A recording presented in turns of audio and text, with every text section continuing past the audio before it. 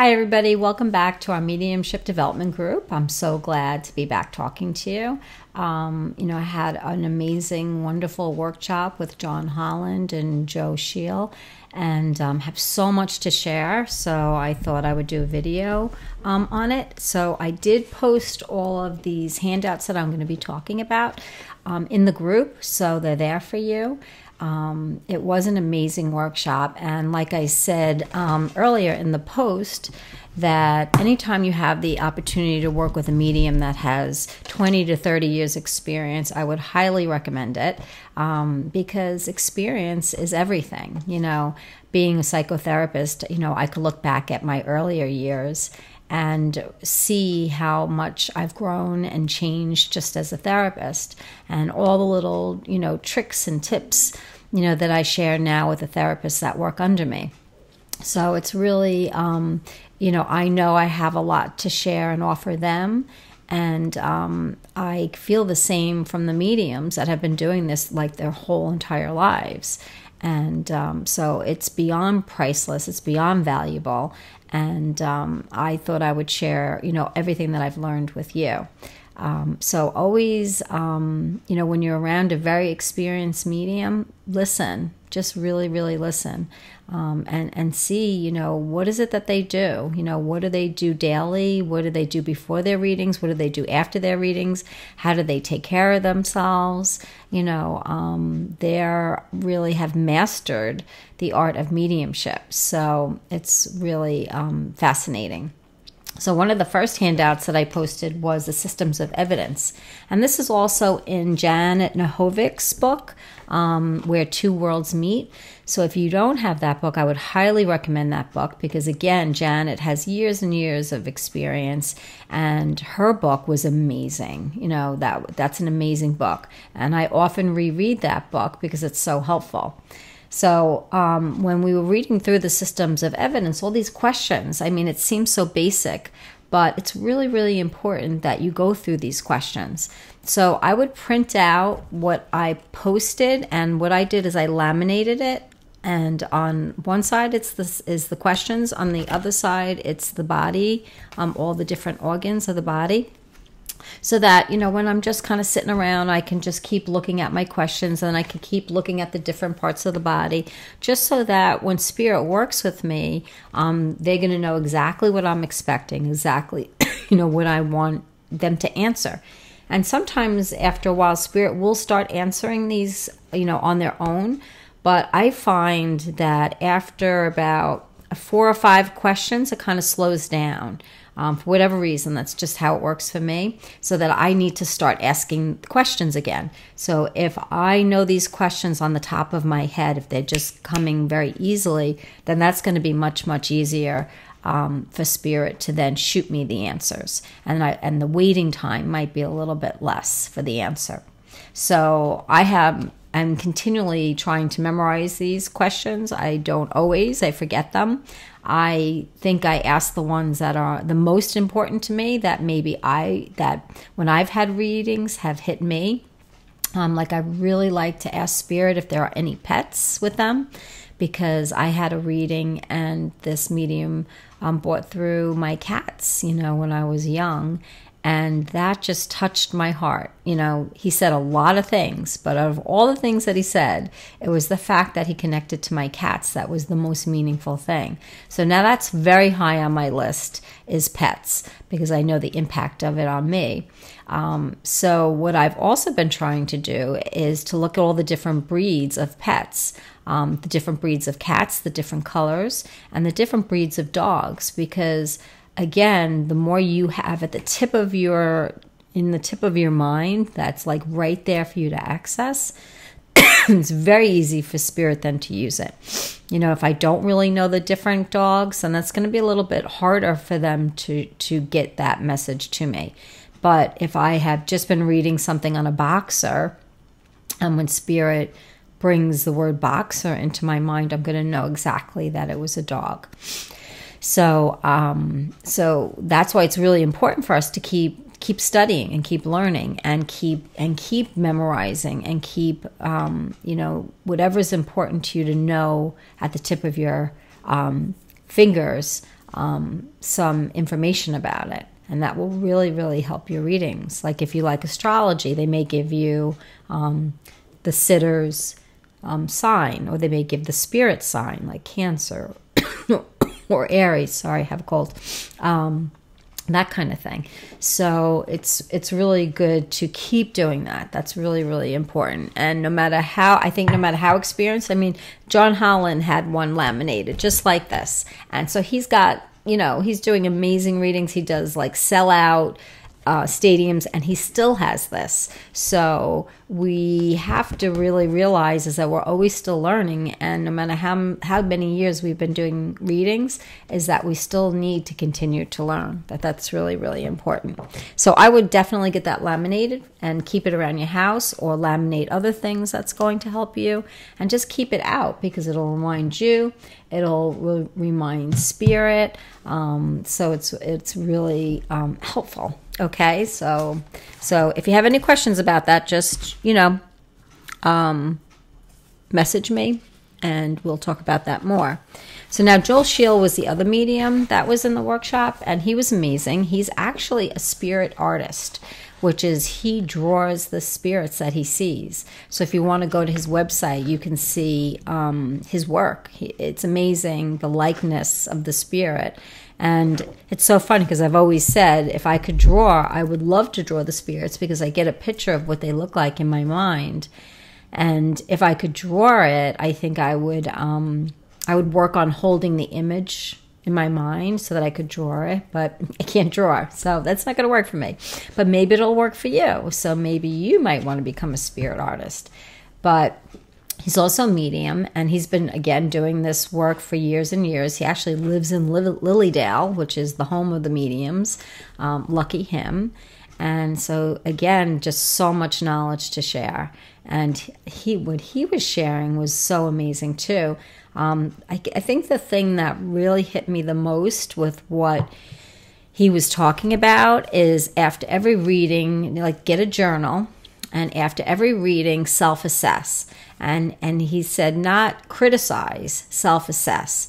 And so that's very different. Like I know a lot of me and my friends after reading will be like, oh, that was terrible, or that was good, but that stunk. I didn't get any names, or the names I got was wrong, or what happened? Why did that reading go completely derail? But what he's suggesting doing is to get a journal, and after every reading, assess what happened with spirit, which makes a lot of sense. Never thought of that. So he wants us to sit down with spirit and to say, okay, I did really well with getting evidence about what the person looked like, what their personality was. But for some reason, I got their initials, but I couldn't get their name. And I couldn't get what they died from. I got that they passed quick, but then when I said, was it something in the lungs, they said no. So what you want to do is ask Spirit, can you clarify that for me in the next reading? Can you help me to do better with how exactly people have passed on? Like what organ was it affected? What disease was it? And just shoot up a message to Spirit and your guides, that I really want to get better in this area. So the self-assessment becomes kind of a talk with your soul and spirit. And, you might get some guidance even right then and there, and you could write that down. But I did put that in the group too. It gives you exactly what to ask, and exactly how to do the assessment. So he says, did I do the very best I could for the circumstances? How do I feel? Can I reaffirm my abilities as a medium? If not, go back over it. Have I invited my clients back in the future? So he gives like really very specific, really good things to do a reading, very specifically. So in your assessment, you want to say to yourself after that, if I had that reading with me, would I have believed that was my family? Was there enough evidence? Did I do Did I get specific enough things? And if I didn't, this is the time to ask Spirit, you know what? I want to get more specific. I really do. I've been asking Spirit for a long time now. They give me initials, and a lot of times they give me initials for the people that they're with, or there's a concern about somebody. And I keep asking them, can you just give me your name? I just want the Spirit's name. And sometimes they do and sometimes they don't. So sometimes it works and sometimes it doesn't, but I'm going to keep asking. So wherever your reading is going kind of off, you can keep asking. And before every reading, can you please help me with names? Can you please help me with how they passed over more specifically? Can you please help me to get what they did for a living, so ask Spirit for what you want before the reading and then see if that changes it. The more specific, the more evidential we are, the better.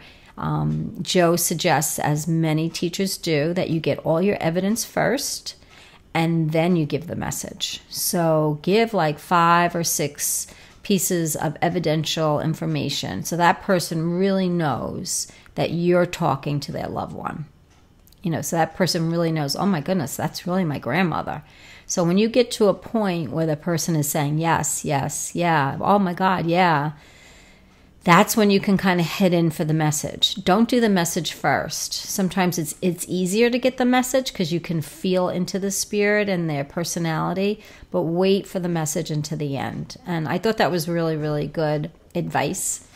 Also, he gave advice that you stay a little bit more Spirit-centered and not client-centered, because if you are looking too much at your client, your sitter, that might derail you. If you're working for the sitter, then you might start to feel like, oh, they're not believing me, or I'm not getting enough, and then that's going to affect your connection to Spirit. So what he said is you kind of want to, in a way, engage your sitter in the beginning and then kind of block the sitter out a little bit so that you can just work solely with Spirit. So as if somebody wasn't even sitting there, that you're just talking to Spirit, that the dialogue is between you and the Spirit that's passed. And that's really, really important, because then that will create a very strong link with the spirit world. Also preparation, for your sitter. We watched him actually do a mock reading. So he had somebody sit with him and he did his whole spiel, his whole speech of what he does before he does a reading. And it was great. I do a little spiel before each reading, but his was much, much more detailed, much more than mine was. And it's really good because it will give your sitter, the knowledge and a little bit of the tools of how to participate in the reading, what to do, what not to do in the reading, what they can expect. So that was really helpful. So part of that, what he did was, and I can kind of do what I do before my readings and add what he added.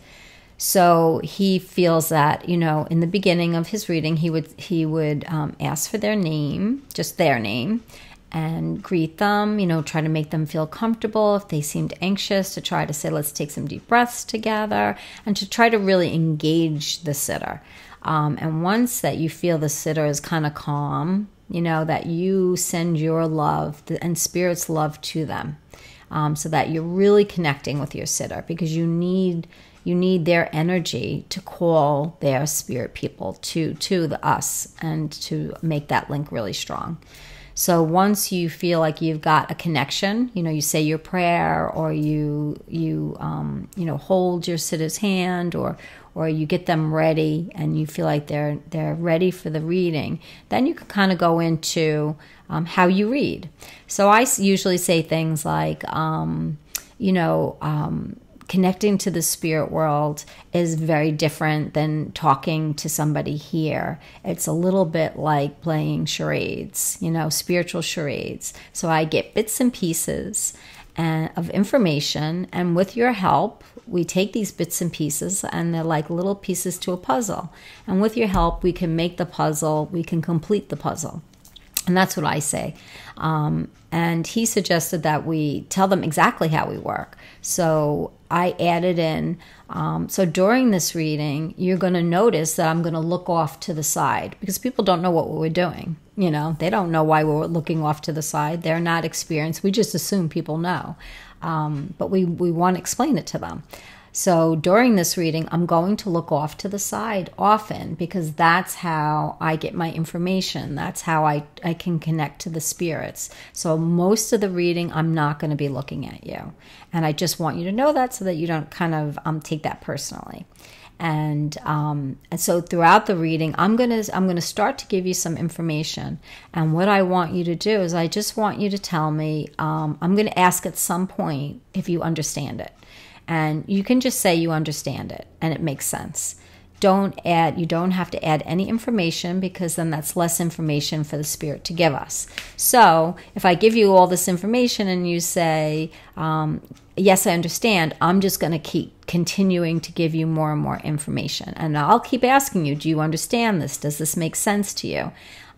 This way it keeps the link with the spirit world very, very strong.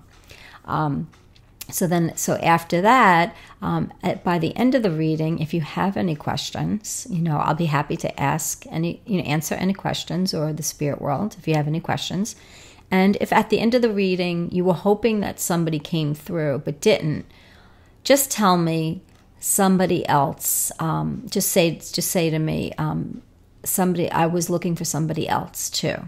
Don't tell me who, don't tell me the gender, don't tell me anything. Just say there was somebody else too. And that was something he suggested, which I thought was great, because I feel like a lot of times I do readings and people are expecting another spirit to come through, and they didn't, and now we're kind of at the end of it. So at that point, if they say, yeah, there was somebody else too, you could say, okay, let me check with spirit. Maybe perhaps today isn't the day for that spirit to come through. And we'll see. And then you can try. And if you're not getting anything, you can just say, listen, it doesn't mean that spirit's not here. It just means that for whatever reason, spirit has decided that these people were to come through, that these people, what they had given you today was what you needed to hear. And we have to trust that. And Joe is a very, very spiritual person, very connected to his soul energy. And really trusts the spirit world, and trusts that whoever comes through is who's meant to come through, and we should leave it up to spirit and just trust spirit with it. Okay, so I thought that was really nice too. So it kind of it shifts the agenda from your sitter's agenda of who they want to come through with messages, and you're going back to a spirit-centered reading, which is spirit knows more than we do. Spirit knows what the sitter needs to hear. Spirit wants to give the messages that the sitter needs to hear the most, and we should just trust that. And they gave this analogy of a straw, that we're a straw, but we're the middle part of the straw. So all we are is that container, that middle part that the information goes up and down, up and down. And that's all that we are. We're just a medium for the messages. And we're not doing it. Spirit's doing it. So it's not about us. It's about us moving out of the way and allowing those beautiful messages to come through. So I know that I'm always challenging myself to get more and more and more specific information, because I feel like that's what really helps people to know that there is an afterlife, and that our loved ones are really, really there. And that is a challenge. Some readings I get very specific information, and some readings not so good for whatever reason. And, what they were saying is that that's normal. That happens to them, that sometimes it's a really good mix and things work beautifully, and some readings are kind of like a dead spud. So hearing that from mediums that have been working for 20, 30 years, that it's not an exact science, and that sometimes they don't have good readings for whatever reason, is very comforting, So, but a lot of their readings are really, really good. So we will get there, we will definitely get there, but we have to practice and learn and continue to take workshops that help us, because I feel like, as I wrote in my post, that there are no colleges here in the United States anyway. In England there are, but not here. So until that happens, I believe going to workshops and learning from masters is our college, is our school. And you even taking this course is like an entry level to your mediumship and your developing. You know, we're all on this journey together. And there is, just love and growth for each of us. So it's really important that we are very kind and gentle to ourselves, and then kind and gentle to our sitters. You know, that this is very delicate information, and how we give the information to our sitters, the manner in which we treat people, is really important in a reading, because these are people that are a lot of times are in grief and are bereaved. And so we always have to remind ourselves that that the quality of our practice and mediumship is in how professional we are and how careful we are, and how we keep perfecting our craft. So it's all fun and it's all great. So I hope this helps a little bit. Let me know. I'll do another video if there's tons of questions. And I hope you're developing beautifully. I'm sure you all are. And we'll talk again soon. Have a great day.